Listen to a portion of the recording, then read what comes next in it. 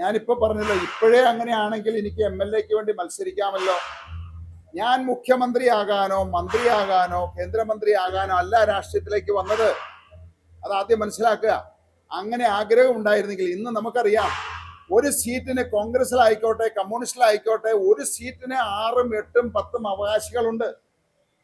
എനിക്ക് എന്തുകൊണ്ട് മത്സരിച്ചുകൂടാ? ഇന്ന് ഞാൻ NDA-യുടെ ഘടകകക്ഷി എന്നുള്ള നിലയിൽ കേരളത്തിലെ ഏതൊരു സീറ്റ് ചോദിച്ചാലും എനിക്ക് തരും. അതിനൊരു സംശയമില്ലല്ലോ. ഞാൻ എന്തുകൊണ്ട് മത്സരിക്കുന്നില്ല? നിങ്ങളുടെ ചോദ്യത്തിന്റെ ഉത്തരം വളരെ വ്യക്തമാണ്. അപ്പോ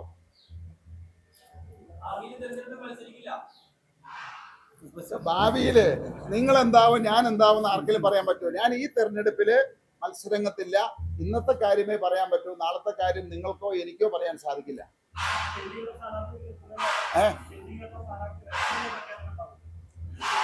പെൻഡിങ് ഏറ്റുമാനൂര് ഞങ്ങള് പ്രഖ്യാപിച്ച സ്ഥാനാർത്ഥി മിക്കവാറും ഇപ്പോ വന്നിട്ടുണ്ടാവുമെന്ന് എനിക്ക് സംശയമുണ്ട്. അതായത് ആ സ്ഥാനാർത്ഥി വോട്ടേഴ്സ് ലിസ്റ്റിൽ ഇല്ല എന്ന് അവസാനമായിട്ട് നമ്മൾ മനസ്സിലാക്കിയ സ്ഥിതിയിൽ നിന്ന് 1 മണിക്കൂറിനുള്ളിൽ തന്നെ പുതിയ സ്ഥാനാർത്ഥിയെ കണ്ടെത്തി അതിന്റെ ഡീറ്റെയിൽസ് ഞങ്ങൾ പബ്ലിഷ് ചെയ്യാനായിട്ട് റെഡി ആയിരിക്കുകയാണ്. അല്ല, പുതിയൊരു സ്ഥാനാർത്ഥി.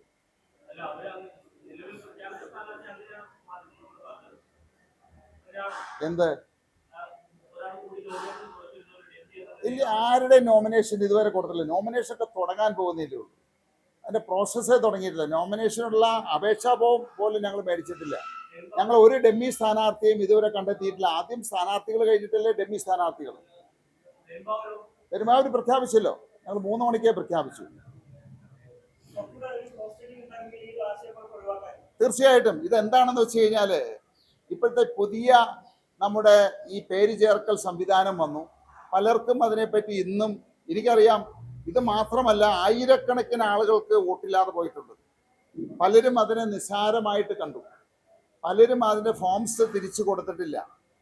അപ്പോ എനിക്ക് തോന്നുന്നു എത്ര ആയിരങ്ങൾക്കാണ് വോട്ട് നഷ്ടപ്പെടുന്നത് എന്ന് പറയാൻ സാധിക്കില്ല.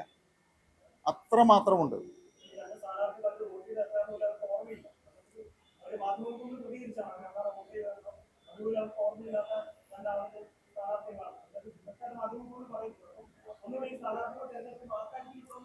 ഇതില് ഞാൻ ആദ്യമേ പറഞ്ഞല്ലോ, നമുക്കേ ഈ തെരഞ്ഞെടുപ്പ് പ്രഖ്യാപിച്ചത് ആരും പ്രതീക്ഷിക്കാത്ത സമയപരിധി കൊടുത്തുകൊണ്ടാണ്. നിങ്ങളൊന്ന് ആലോചിച്ച് നോക്ക്. ഈ നാളെ എന്ന് പറയുന്നത് പെരുന്നാളാ അല്ലേ? കേരളത്തിനെ സംബന്ധിച്ച് ഈ പെരുന്നാളിന്റെ സമയത്ത് നാളെ അവധിയാണ്. ശനി ഞായർ തിങ്കളാഴ്ച നോമിനേഷൻ കൊടുക്കണം. ഇനി തെരഞ്ഞെടുപ്പ് 9-ാം തീയതിയാണ്. ആ ആഴ്ച എന്ന് പറഞ്ഞാൽ ഈസ്റ്റർ ആഴ്ചകളാണത്. ഇതൊന്നും കൺസിഡർ ചെയ്യാതെയാണ് ഈ തവണ തെരഞ്ഞെടുപ്പ് പ്രഖ്യാപിച്ചത്. 5-ാം തീയതി ഈസ്റ്റർ, ദുഃഖ വെള്ളിയാഴ്ചയുണ്ട്, പെസഹ വ്യാഴാഴ്ചയുണ്ട്, കർഷാനുഭവാഴ്ചയുണ്ട്.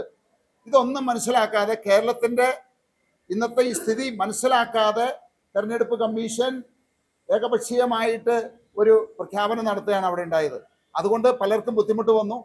എന്തുകൊണ്ട് കോൺഗ്രസിന് പൂർത്തിയാക്കാൻ സാധിച്ചില്ല? അത് ഞങ്ങൾക്കും വന്നു. അതിനിപ്പോൾ എന്താ നമുക്ക് ചെയ്യാൻ സാധിക്കുക? അതിനുള്ള പരിഹാരം ഞങ്ങൾ കണ്ടെത്തി കഴിഞ്ഞു.